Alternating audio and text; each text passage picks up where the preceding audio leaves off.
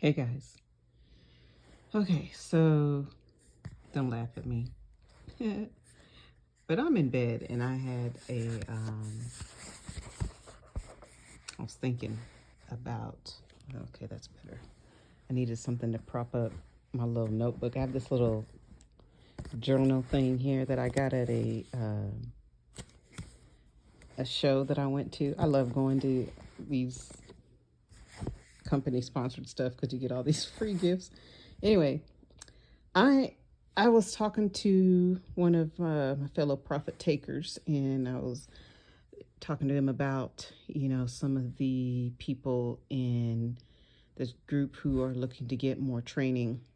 They're wanting like more support. So I'm saying, okay, if and we always tell people go ahead and ask the questions, put your chart in the group, get clarity. Because if I had the opportunity to have the ear of Steve Morrow or Stacy Burke, I will be blowing these guys up like, yo, look at my chart, right? I mean, asking questions like crazy. Now, one of my mentors, Chris from the Trader's Den, um, he's the kind of guy that I can do that with, right? I can say, hey, check out my chart. Hey, I'm having a break even week. What do I do? Stuff like that. Hey, I've only been in the game. This is going on my third year of being in the game. Okay. But my whole thing is getting the countdown, getting the weekly cycle down, having these flashcards that I always put inside where do I put them? I put them in the locals. Okay. So anyway, let's get to it. I am pretty much accessible, right? But if you don't take advantage, I don't know what to tell you. All right, so this is my setup, my trade setup. Like I just literally drew this up. Okay, so this is not like perfect, but, and of course, like I said, I'm like laying in my bed.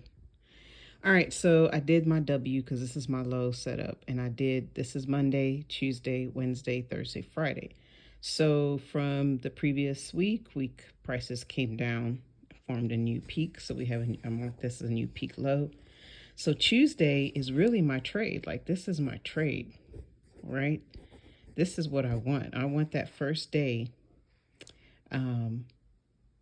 trade after the peak. Okay.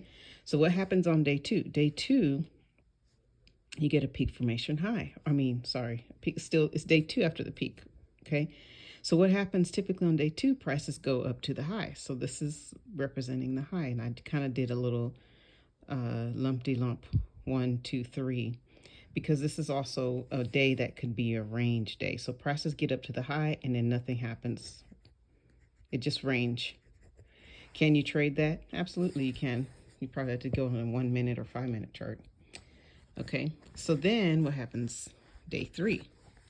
Day three after the peak typically represents, or typically, this is like a typical cycle now. This could totally just continue to go up. Okay, it could go up, but typically you would get a reversal on day three. Okay, and guess where you are? Back to the low. You back at the low. All right.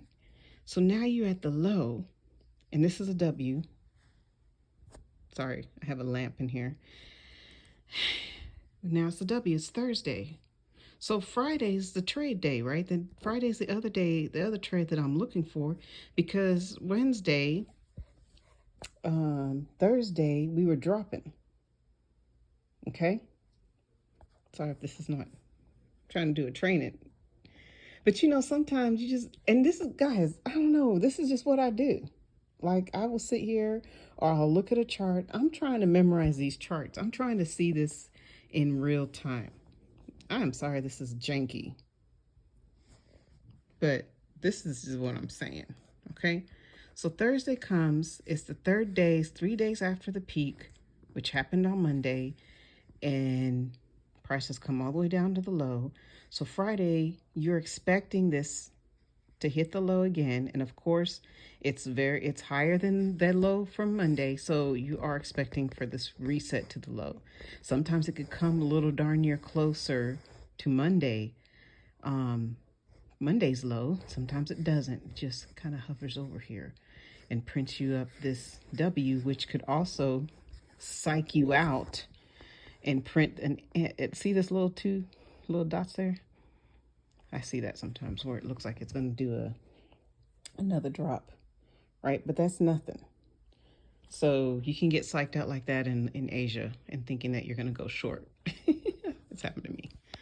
So then it comes back to the low, and guess what you do on Friday, which is your big trade day, and you trade, right? So if you look at this cycle, there's literally like 3 really good high probability trades, right, that you could take. You can take the one on Tuesday, you can take the reversal on Thursday, and then you can go back long on Friday. Those are the 3 high best trades. All right, so now let's look at it a different way. Same thing, but just a little different. We didn't give you a range. So Monday, we have the new peak low. Tuesday, we have our first trade. This is the trade. I'm taking this trade day. Second day, it did a pullback, and then boom, I missed that entry because I'm asleep. Okay, it went all the way up to the high. All right, so is there anything for me? Probably not, right? It may pull down a little bit further for me to go and take another long trade in New York. It may not. I don't know. Sometimes it does that. And then it goes back to the high, right? Boom. So then we get these 2 double tops there, if you will. All right. So then on the third day, again, you get an opportunity to reverse, right? And sometimes, this can happen in Asia. It can happen in London.